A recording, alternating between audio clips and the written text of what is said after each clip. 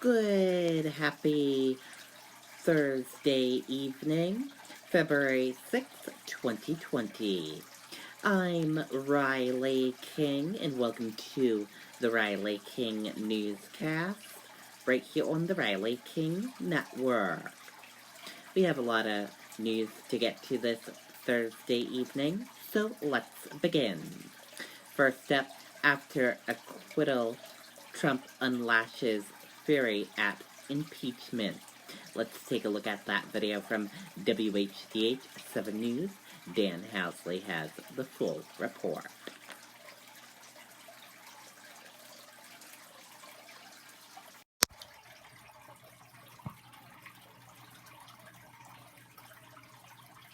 The New Hampshire Department of Corrections has immediate openings for corrections officers. Apply today. President Trump celebrating his acquittal. It was evil, it was corrupt, it was dirty cops, it was leakers and liars, and this should never, ever happen to another president, ever. He's lashing out against lawmakers who opposed him. His response follows nearly a 5-month impeachment process. 7's Dan Housley was in the room as the president spoke. He's live for us in Washington, D.C. with more on what the president had to say. A pretty long talk he had there with the American people today. Dan? Yeah, Johnny, and this was a wild, rambling event. The president going on for pretty much right about an hour, clearly unscripted, going off, as you heard there, on what he called leakers, liars, and losers, and also praising the lawmakers, many of them in the audience, who he called his warriors. President Trump showing off a front page blaring his acquittal, the best headline he says he's gotten since taking office. The president acting both vindicated and resentful.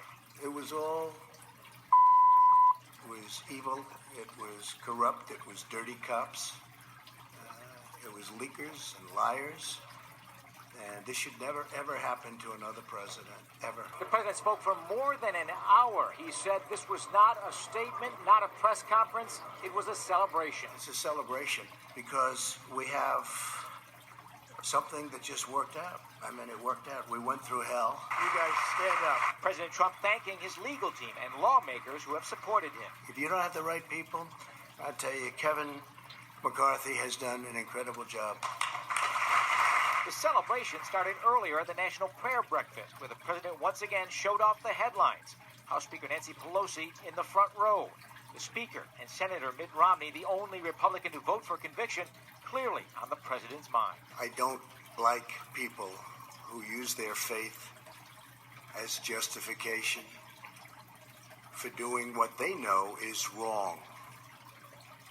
Nor do I like people who say, I pray for you, when they know that that's not so. Speaker Pelosi making remarks at the event, but not mentioning impeachment. We pray that the moral clarity of faith moves us to demand justice for those who are suffering. At the president's one-hour East Room celebration, the president did offer an apology, but not the kind some may have been looking for. I want to apologize to my family for having them have to go through a phony, rotten deal by some very evil and sick people.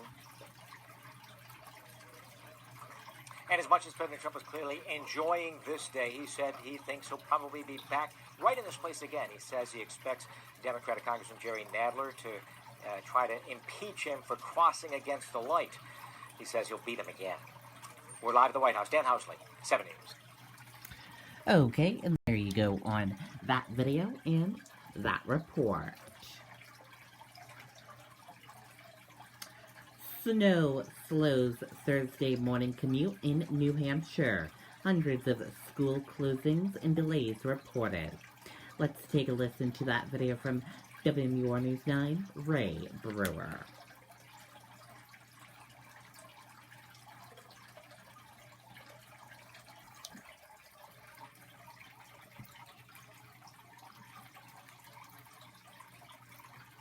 New Hampshire primary day, Tuesday, February 11th, is an historic moment. Together, we Well, Aaron, we have a little bit of that wintry mix that Kevin's been talking about throughout the morning here. It started off as a heavy wet snow, but we've been dealing with these changing conditions. In many places, it switched over then to a freezing rain. Now, in Windham, there was just about an inch of snow that fell, but it was enough to bring out the plows. Now, traffic was also heavier than normal early on as drivers got an early start on their day, perhaps heeding the advice to allow themselves plenty of time. Still, the combination of snow and freezing rain created some slippery conditions as New Hampshire State Police responded to about 24 accidents in the morning. However, drivers said they were able to get to their destination as long as they kept a few things in mind. It's been a little bit rough.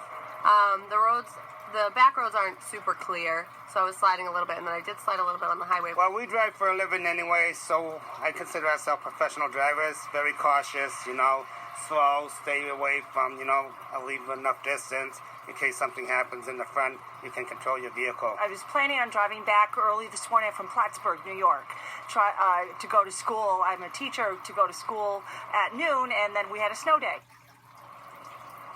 And she wasn't alone. Here in New Hampshire, we had more than 500 schools with either closings or delays. As you take a live look at 93 southbound here in Hooksett, light rain and snow continuing to fall. And bear in mind, we get to do this all over again this afternoon and tomorrow morning. Reporting live in Hooksett, Ray Brewer, WMUR News 9. Okay, there you go on that video and that report.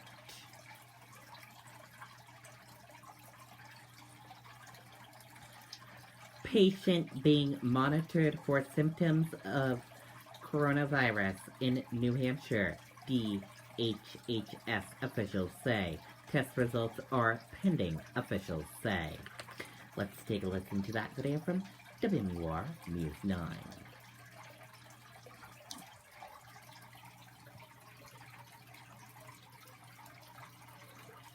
New Hampshire Primary Day, Tuesday, February 11th, is an historic moment. Together. New this morning, the Department of Health and Human Services reports that they are monitoring one person in the state for symptoms of the coronavirus. No information has been released about the individual, only that test results are pending. Late last month, 2 people in the state were quarantined while being monitored for the coronavirus. Both of those cases came back negative. Okay, and there you go on that video and that report.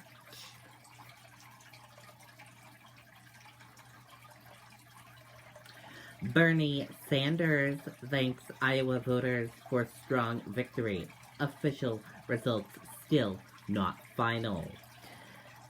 AP data, Sanders leads Buttigieg in popular vote. Buttigieg has slight lead in delegate count. Let's take a listen to that video.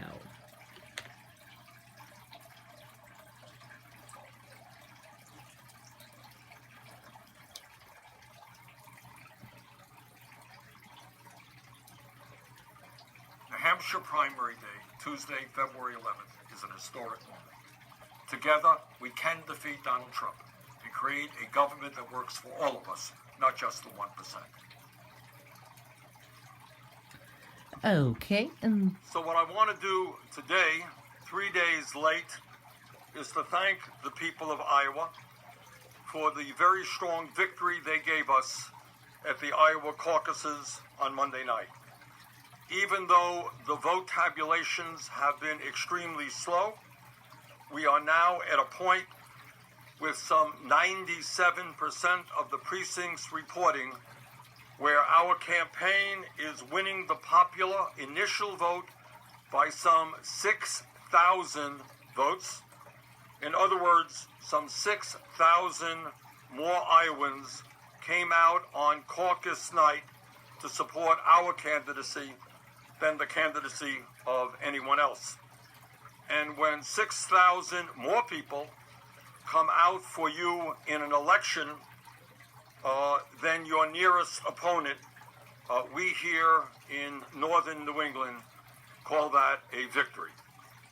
Further, in Iowa, as you all know, there is a realignment process where people who supported a candidate with less than 15% in the room can cast a vote in a second round for a different candidate. That's that realignment process.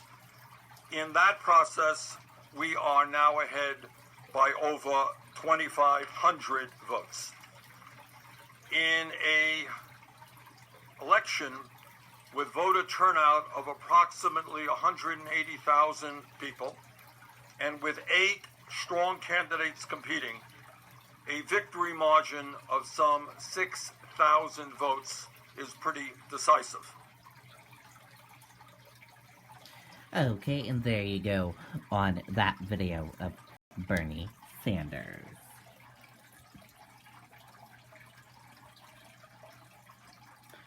New Hampshire officials discuss readiness for primary. Granite State voters head to the polls Tuesday. Let's take a listen to that video of Governor Chris Sununu.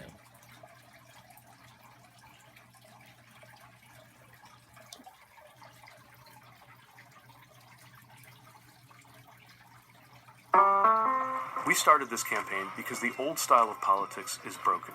Our challenges require a new generation of solutions. We are ready for a politics of belonging, boldness, action. Let's turn the page.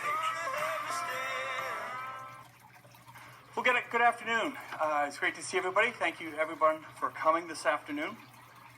In New Hampshire, when our citizens cast a ballot, they know their vote will be counted correctly, with integrity, and on time. And given the news and uncertainty out of Iowa, it's important that we assure the public that the systems we have in place here in New Hampshire are truly beyond reproach. We are the first in the nation primary state. And while Iowa has a caucus, we are the first true primary election of 2020 calendar, and we've earned that honor for the last 100 years. Getting it right is paramount, and New Hampshire has the track record to prove it. Okay, and there you go on that video. And that press conference took place today at the State House. Pete Buttigieg speaks with veterans in Merrimack. Democrat 2020 candidate Pete Buttigieg spoke Thursday afternoon with veterans at an event in Merrimack. New Hampshire primary source.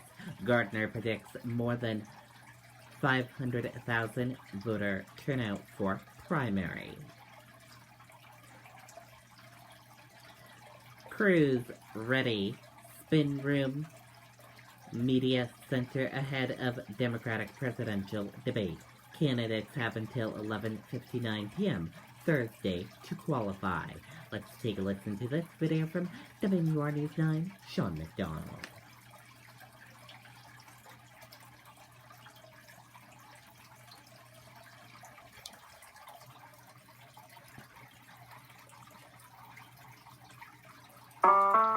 We started this campaign because the old style of politics is broken. Our challenges require a new generation of solutions. We are ready for a politics of belonging, boldness, action. Let's turn the page. This is the Car Fitness Center. This is normally filled with basketball courts and fitness equipment, but over the last few days, crews have transformed this into the spin room and the media filing center. You see all those desks there behind me. Those will be filled with some 400-plus media members from around the country and around the world to be filing their stories here over the next couple of days. And also on Friday night after the debate at about 11 o'clock, the candidates and their surrogates will file through here to give their spin on how they did in the debate. This is the official spin room here on campus. And a reminder, as the candidates head into this nationally televised debate, the most recent poll numbers from the St. Anselm College poll center says Bernie Sanders and Joe Biden are tied at 19% at this point, followed by Pete Buttigieg, Elizabeth Warren, and Amy Klobuchar. Tom Steyer, Andrew Yang, and Tulsi Gabbard are all in single digits in that poll. That's with 11% of voters surveyed saying they are still undecided at this point. And of the decided voters in this, 41% say their choice could change before Tuesday. There are still, as we mentioned, undecided voters out there. They say they're going to tune in Friday night, and what the candidates say will help them make up their minds in this, help them make their selection. So here's a look at who has already qualified for the debate tomorrow night. Other candidates have until tonight. at 11:59, just before midnight, to qualify for this debate. Again, the debate will be nationally televised. You can watch it live here on WMUR tomorrow night starting at 8. It runs until 11. And, of course, we'll be carrying that live on all of our digital platforms as well if you can't get to a TV. But, Aaron, a really cool space here. It is literally transformed over the last few days. Okay, and there you go on that video and that report. Tomorrow night, Democratic debate right here in New Hampshire. That is so cool. And now let's take a look at your U.S. stock market and see how your U.S. stock market closed for this evening. And here's a look at that U.S. stock market for all of you this evening. Your Dow Jones Industrial Average closed in the green, went up. Your Nasdaq closed in the green, went up. S&P 500 closed in the green, went up. Gold closed in the green, went up. Oil closed in the green, went up. U.S. 10-year closed flat. Euro/USD closed flat. And VIX closed in the red and went down.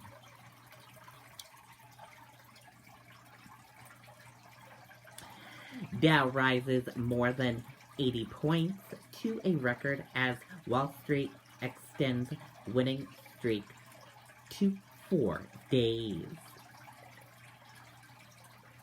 Stocks rose to all-time highs on Thursday after China announced it will have tariffs on slew of U.S. products. Strong corporate earnings results and solid economic data also gave the majority index boost.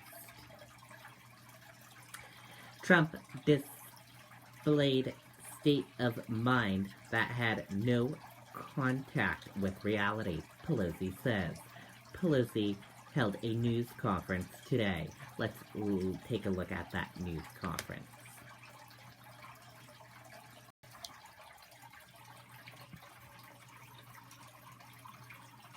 As you know, this week we had the State of the Union as required by the Constitution of the United States. The President is to submit in writing or in person his statement of the State of the Union. What happened instead was the President using the Congress of the United States as a backdrop for a reality show, presenting a state of mind that had no contact with reality whatsoever. It was quite appalling to hear the President say the 150 at least million families in America that are faced with pre-existing medical conditions, about a benefit that is afforded to them in the Affordable Care Act, that he was protecting that benefit, when in fact he has done everything to dismantle it. In fact, we are fighting him in the courts right now to preserve that benefit. That misrepresentation was appalling and so clearly untrue. So it was, in my view, a manifesto of mistruths, of falsehoods, blatantly really dangerous to the well-being of the American people if they believed what he said. So again, we do not want the chamber of the House of Representatives to be used as a backdrop for one of his reality shows with unreality in his presentation. And by the way, a serious breach to start shouting 4 more years on the floor of the House. Totally inappropriate. Hi, Okay, there you go on some of that news conference that Nancy Pelosi held today. And tonight is night number 2 of the Democratic presidential town halls, live from New Hampshire on CNN. And it starts at 8 p.m. Let's take a look at the preview.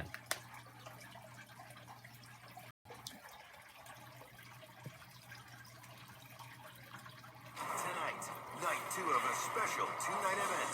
Sandals, Buttigieg, Klobuchar, Patrick, live from New Hampshire. The CNN Democratic Presidential Town Hall continues tonight at 8, only on CNN. Okay, and there you go. You can watch it on CNN tonight at 8 p.m. And that does it for this evening edition of the Riley King Newscast, right here on the Riley King Network. I hope you all enjoyed watching. Have a great rest of your Thursday evening, and I'll see you back here tomorrow for another newscast. And I'll have a news report coming up in a little bit. Good night and bye, everyone.